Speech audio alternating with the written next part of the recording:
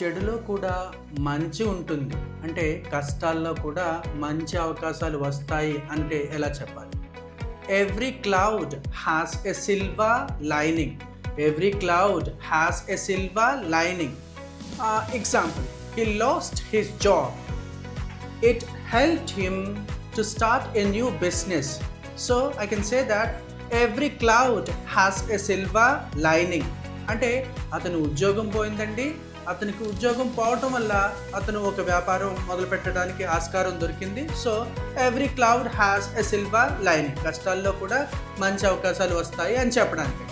Next అండి, వీరాభిమాని. అంటే వీరాభిమాని అంటే ఎదుటి వ్యక్తి గురించి ఎవరైనా తప్పుగా మాట్లాడినా, కాస్త తక్కువ చేసి మాట్లాడినా గొడవ పడడానికి కూడా సిద్ధపడతారు. వాళ్ళని వీరాభిమాని అంటారు. ఇంగ్లీష్లో డై హార్డ్ ఫ్యాన్ అంటారు. DIHARD, die hard fan. I am a die hard fan of SP Balu. నేను ఎస్పి బాలుకి వీరాభిమాని. రైట్. నెక్స్ట్ అండి, నలుమూలల. నలుమూలల అన్ని చోట్ల. Every nook and Kona. Every nook and Kona. Right. The police people have searched. The police people have searched every nook and corner of the city for the missing child. The police people have searched every nook and corner of the city for the missing child.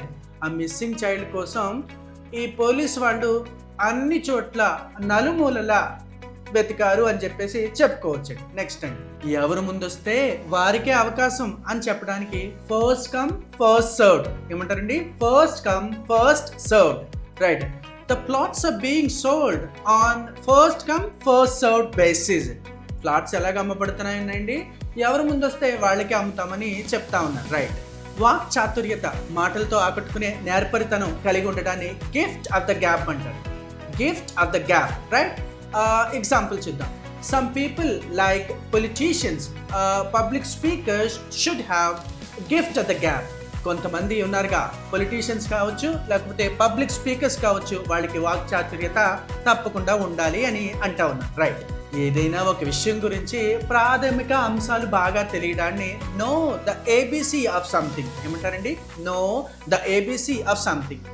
I know the A B C of music. I know the A B C of music. నాకు మ్యూజిక్లో basics తెలుసు అంటే నాకు మ్యూజిక్లో ప్రాథమిక అంశాలు తెలుసు అని చెప్తున్నాను. రైట్. Thank you.